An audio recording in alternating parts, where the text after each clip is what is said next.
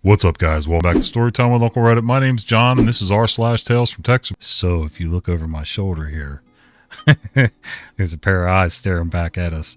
That is Sophie. Right, Sophie? She's a rescue dog we've had for about a year now, maybe a little over. We did a rescue where they had a bunch of dogs from Texas that were flown up. They tend to fly them all over the country because it's easier to adopt animals, mostly dogs, out when you take them to a different region. Somehow when you stay in the same region, people for some reason just don't take enough dogs. When you do big special events, then they tend to show up. She's a sweet girl. She's kind of a nudge. She pisses the cats off. She loves the cats. She's just too rough. Right, Soph?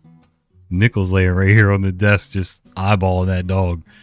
And he's not afraid of her. He just doesn't want to be stepped on or licked or whatever. All right. While she finds a comfortable spot to nap, let's do some tech support. Let's kind of dug back in the archive. Guess she's done. She swung the door open and left. Anyway, I dug back in the archives for these stories, and I thought they were kind of funny, and I hadn't read them before that I can remember. Of course, my memory is crap, so we'll see. I am not joking. This is from a few years ago when I still did tech support. I assume most call centers do this, but just in case, I'll explain.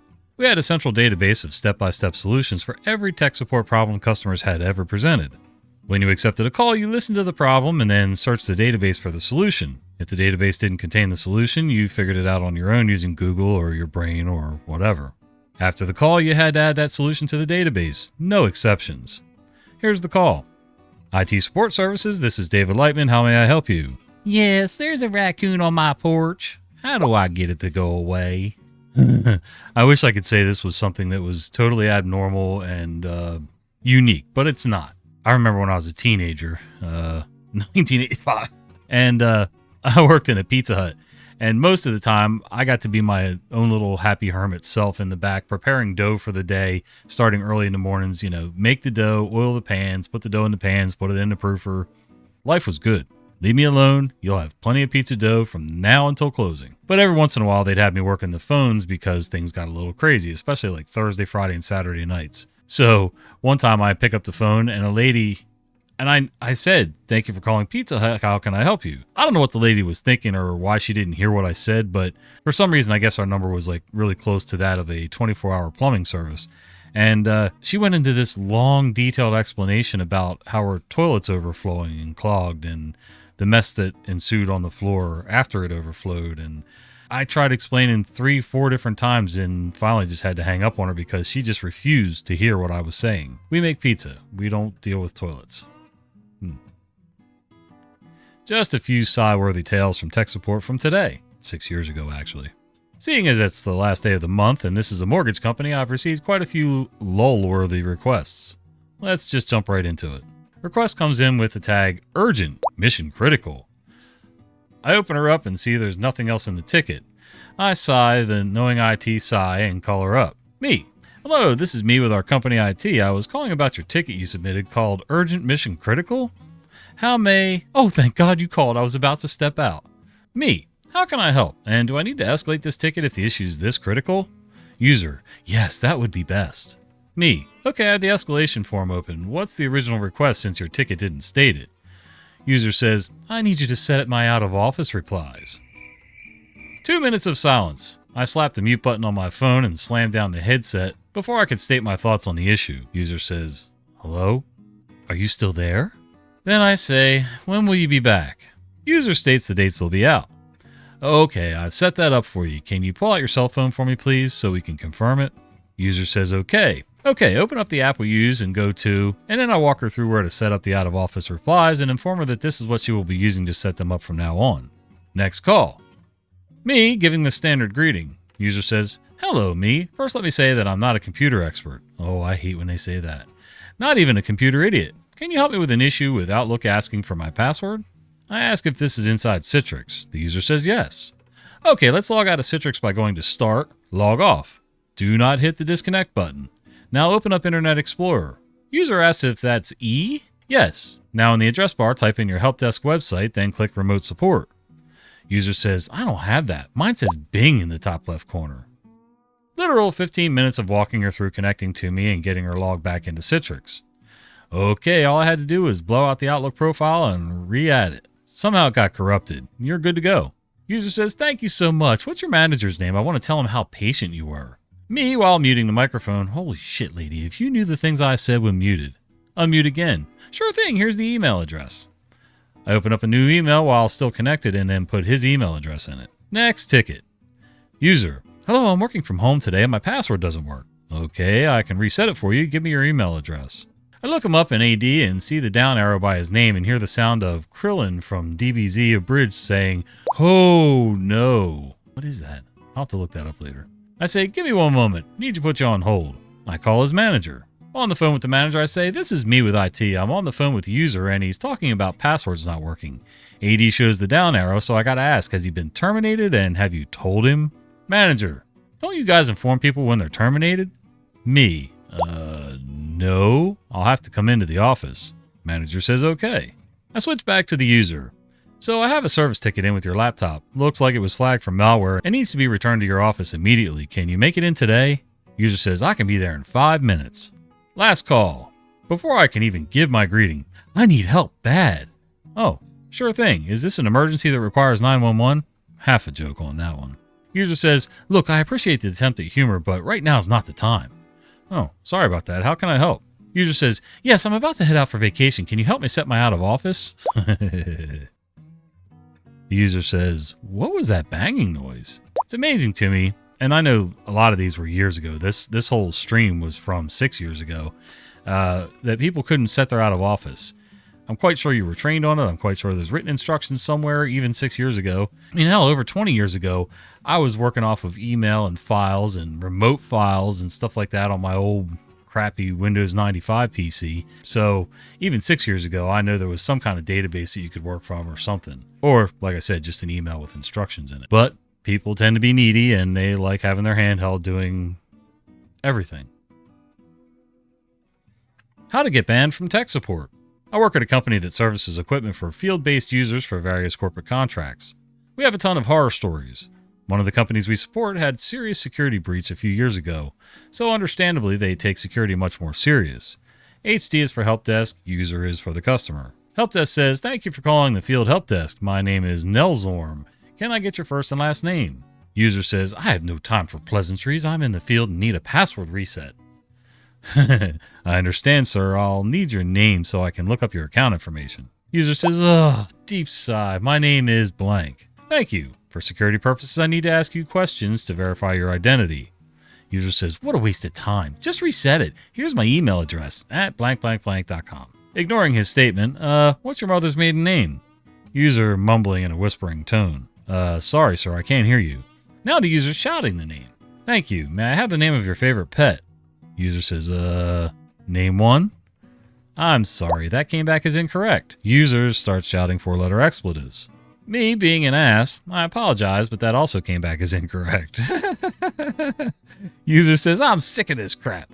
I'm a Vietnam vet. I flew helicopters in the most dangerous areas in the world. Just reset my password or I'm going to come down there and gut you like a fish. I'm sorry, sir. I can't reset your password unless you verify the answers of 2 security questions. User says, here I come, and they hung up. We use a PKI RSA system for access. The system physically would not give you a code unless you typed in the correct answer and the case sensitivity they used. It was super frustrating for the users and the help desk. The user ended up calling back and yelling at 2 other technicians. My service level manager contacted their home office. They sent an MP3 of the call. Apparently they had complaints within their organization about this user. He was put on final notice and banned from calling our help desk. I have no clue if he ever needed help again or who would even help him. 6 months later, he exited their company. I learned a long time ago. You can be frustrated. You can be upset. You can be displeased. You can even express all these things. But 2 important things to keep in mind. If you scream and yell, you're going to get nowhere. If you make threats, you're at the very least probably going to get fired, maybe even arrested, depending on the state you're in. In some states, terroristic threats actually carry a penalty that includes you going in handcuffs. Not every state, but like I said, at the very least, you're not going to get help. So I think I only ever once alluded to any kind of physical violence while on the phone with somebody who was less than helpful. At that point, I'm pretty sure I wasn't being the Ken or the Darren or the whatever, Kevin. But this guy was just totally snarky from the time I was asking questions. I tend to ask questions because I'm an idiot. And I try to ask them as sincerely as possible so that they know I'm an idiot and to let them know that I know that I'm an idiot. And that I truly, sincerely need help. When they start answering back with things like, well, it's just common sense. Oh, really? Is it common sense there, Scooter? Considering the fact that I had never called in for this kind of help before, things happen. In this particular call that I'm talking about, the guy was just nasty from the start, and I guess he was having a bad day, and somehow it became my problem to absorb all of his abuse. Well, he started making physical threats to me. Little did he know that I knew exactly where his office was, and it was only about 20 miles away. So dummy me hops in the truck and drives 20 miles to the office. I walk in, and I can hear his voice. I can hear him from across the room. It's like a cubicle farm with a reception desk up front. I can hear him all the way in the back corner behind his cubicle. Very recognizable, and I knew the name. So once I even got close to his cubicle, I called out his name, and he popped his head, doing the old prairie dog thing. And I told him, I said, would you like to repeat what you said on the phone? He got shy real quick.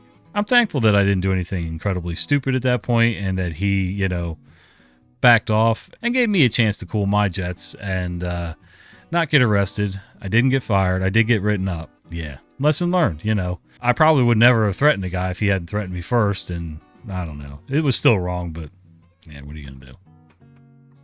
Tales from Desktop Support, the internship of Kevin and George.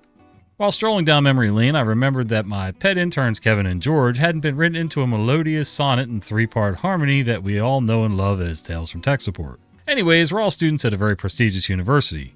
Number 1 in the tri-state area, ranked number 6 in all of major football leagues, and 13 in water polo. Sounds like Princeton? Yale. I don't know. As background, I was offered a team lead student work internship position after the NAC TM was observed at the library. The work was doing mostly Mac desktop support and paid well too. The cast is Kevin, that's not his name, 4.0 GPA, no IT street smarts, no filter, now writes code. George, from Chronicles of George, first-year engineering student, loved to shred it on electric guitars, has yet to understand the laws of physics, and didn't write good support tickets. Kara, math genius, destined for great things, handled the awkwardness of our dynamic duo, awesome and friendly. Girlfriend, now wife, would hang out in the office and either supervise us or do lunch, flirt, between our classes. Me, the intrepid hero, team leader extraordinaire, teacher of the teachers, boss of the bosses, expert of the experts, builder of the builders, the next Elon Musk. No wait, we're getting ahead of ourselves here. Kevin had a very curious disposition and really loved his anime. He couldn't focus on anything for more than 3.57 seconds before reverting back to his beloved topic. I was multitasking on a new PC deployment and asked him to start Windows updates as part of the upgrade to Office 2016, and then return to HQ. I wrap up and then realize he didn't exit stage left with me. Couldn't find him for the next iMac deliveries, and after dodging the dangers of the fire swamp, again I found him sitting at the desk staring at the same computer instead of working with the rest of the office. So I asked him, what's going on? Windows Update runs in the background. If you start it, you don't have to wait for it. Kevin says, oh, I thought I had to stay for the whole thing, in his best zombie voice.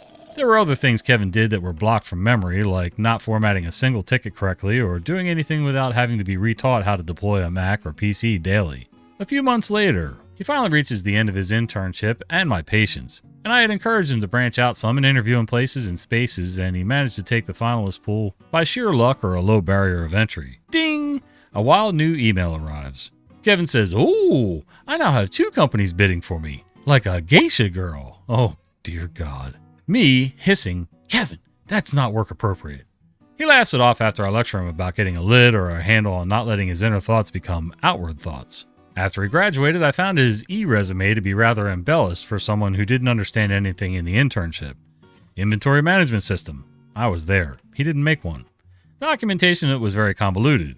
I had to redo all of it. Imaging and deploying of PCs and Macs. I had to help him push the only button. Next. One day he asked me what part of the tri-state area would be good to live in, and the rental listings shared were in possibly the worst neighborhoods of the city. I said, "You can go there if you like. A daily schedule of gunshots, gang wars, and police raids?" He then found better places to live after whining about his budget. Enter George. Occasionally his schedule would overlap with Kevin, much to everyone's dismay. They were in cahoots, and when combined, a nearly unstoppable force of destruction, if ever let loose on their own. There was trouble brewing because they were constantly giggling like schoolgirls about something in Asian. One day they got on about some very 18-plus raunchy Asian stuff in front of Kara. Thankfully not about her. Verbal warnings ensued. Kara blitzed him and rattled the desk. I addressed them sternly and nearly broke the office door off its hinges. The girlfriend stared at them in French. I suspected if they had seen her glare, they would have been instantly vaporized. Anyways, after that incident, short leashes were instituted and George managed to slip off for a repair ticket and went at it unsupervised. The ticket was to fetch and replace a broken classroom projector, and his claim to fame was to take it in hand truck. Oh my god. And his claim to fame was to take it in a hand truck down a flight of stairs. These stairs are 20 foot, 6 meters away from the handicap ramp. I don't yell at people, but he learned how far I can project my voice outside. I surprised myself that day too. I then confiscate the projector and drag him to the install to replace it in hopes he hadn't turned the really important bits into sand. After a miraculous and blindingly bright test, and while wrangling it into position, I said, "Screwdriver, please." George hands me a wrench. "Yes, George, that's exactly what I needed. Now give me the yellow-handled screwdriver. There." He finally left the stage right after a few more little issues of not being able to follow the simplest of directions. Endnotes. Kara finished her internship with excellent marks and her support tickets were stellar, cherished by the entire academic entourage and support staff. The girlfriend, now wife, didn't vaporize anyone else and we all graduated with excellence. She still flirts. Oh, I know so many people like this. That's why I'm trying to teach my son, screwdriver, wrench, hammer, tape measure, square, level. What? Just basic tools, nothing huge, socket, ratchet. What's the difference between all of them? I'm not saying the kid's going to be a mechanic or a carpenter or whatever. I mean, he hasn't even thought about what he wants to really do with the rest of his life yet. I think he wants to stay in computers, do some kind of coding, and that's cool. I don't know that I could do coding. My problem is it's kind of cool, but it's a little abstract for my pea brain, and I would probably either go nuts or fall asleep after a while. So a friend of mine tried to show me how to do databases. He said it was, back then, I guess it was pretty prevalent for people to do it as a side gig remotely, but it's just, I had a hard time getting my head around it. So yeah, I'm a little more tactile. Well, the dog went away and, come here, Nickel. Anyway, the dog disappeared and now the cats are freely roaming around the room trying to chew on my microphone cables and yeah. Say hi.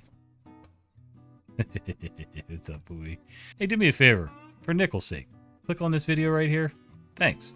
We'll see you. Say bye. Say bye.